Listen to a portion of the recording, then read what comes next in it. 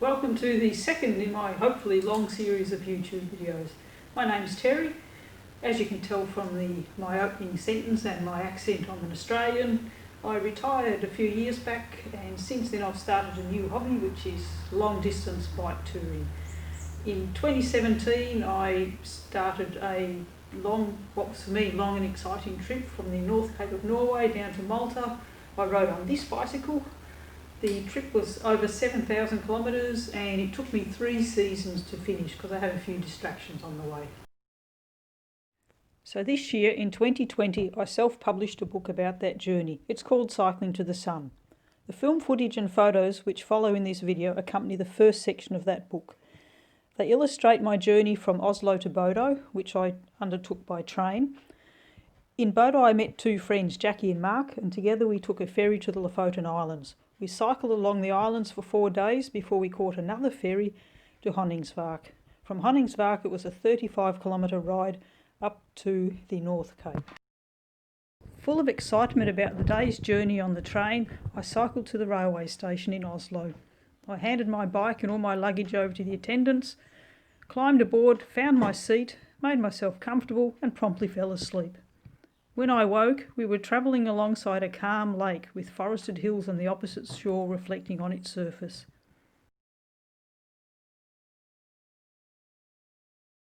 Further on we came to a soggy and treeless wilderness of moss and tundra where snow-capped mountains stood guard in the distance. This eventually gave way to forest, more rivers, farms, fields and bleating sheep before we finally came to Trondheim, parked on the edge of a tranquil fjord.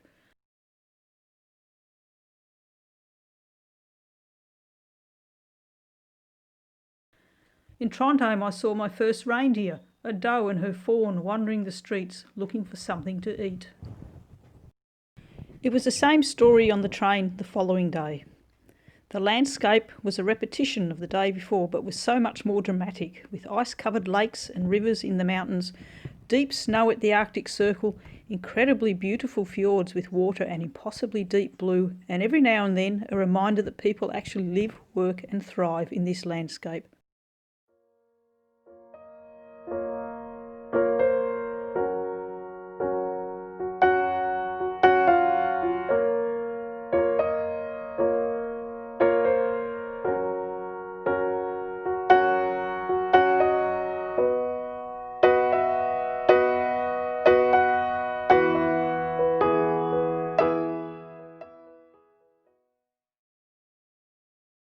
From Bodø we took a ferry across to the Lofoten Islands.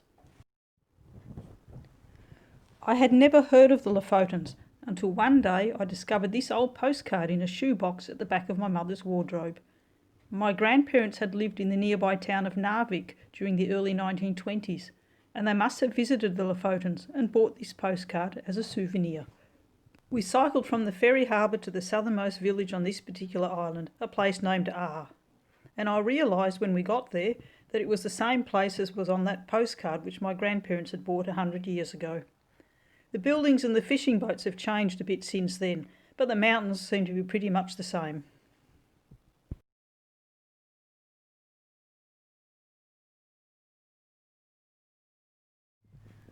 I was fascinated by the hand-painted letterboxes.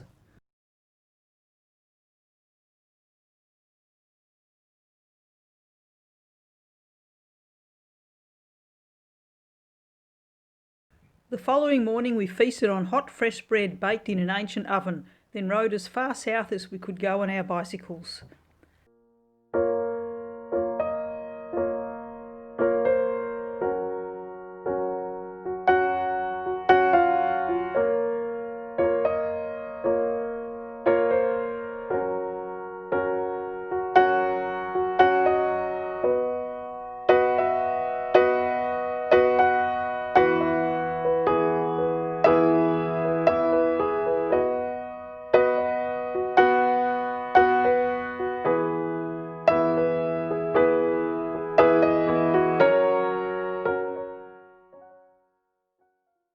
There are hundreds more islands further south, 2 of which have a small population of hardy sols outnumbered by millions of seabirds, but it was time for us to turn around and head north.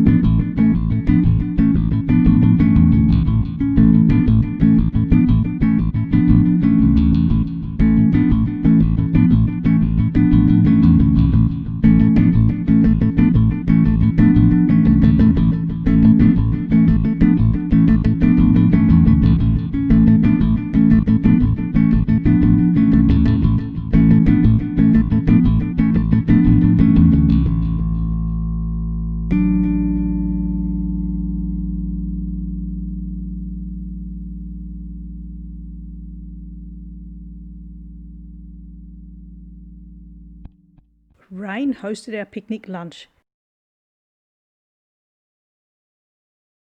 It was another stunning village, picture postcard material with racks of stockfish drying in the sun and the crisp air.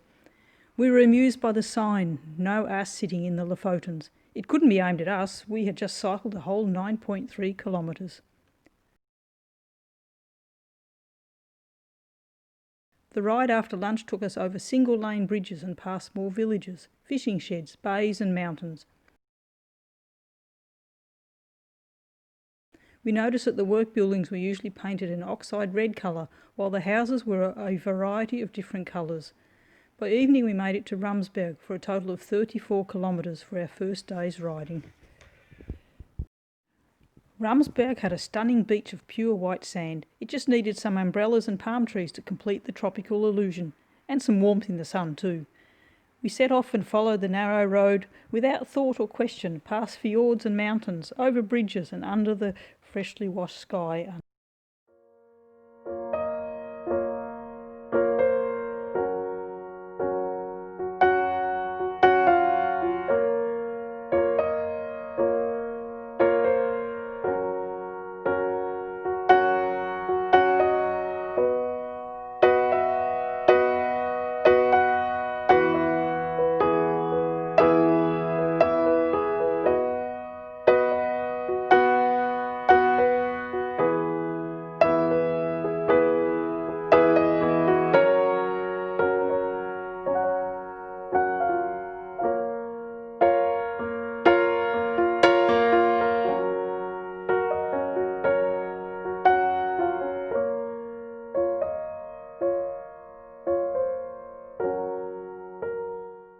We came to a tunnel, 1.7 kilometres long and deep under the sea. It was the only way to get to the next island.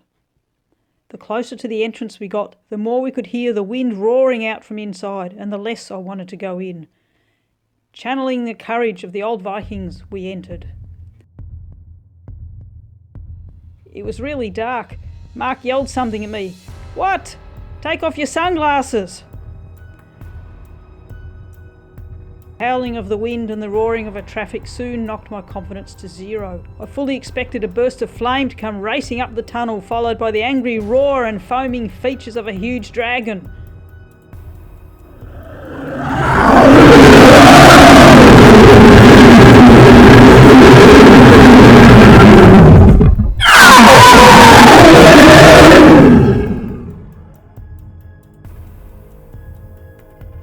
The descent steepened.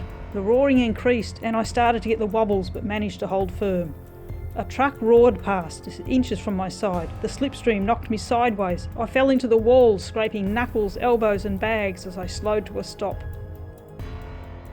The tunnel bottomed out and I began the torturous climb uphill, staring hopefully into the distance, trying to find a glimmer of daylight.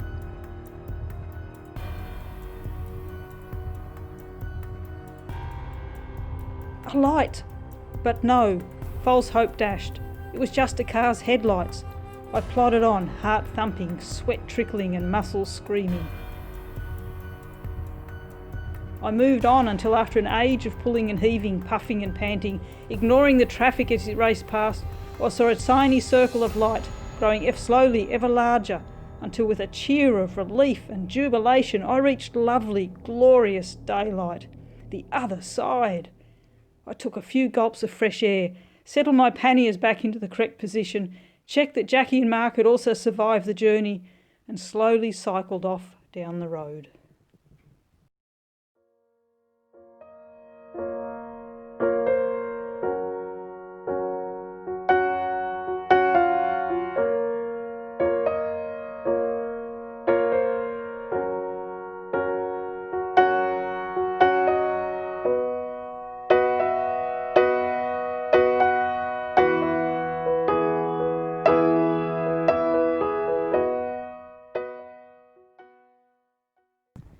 At Svolvær we boarded the Hurtigruten ferry, the Midnattssol, which took us in absolute luxury almost to the North Cape. But first we headed for the Trollfjord, home of the trolls, where we hoped to capture one to take with on our travels. We squeezed through the very narrow entrance to the Trollfjord just before midnight, motored down to the end, turned around and came back out again. but we didn't spot any trolls. How the captain managed not to bump into the sides of fjord is one of modern technology's marvels. These photos were all taken on my mobile phone between midnight and 1 in the morning with no additional technology, no special lens, no flash, no long exposure and no tripod.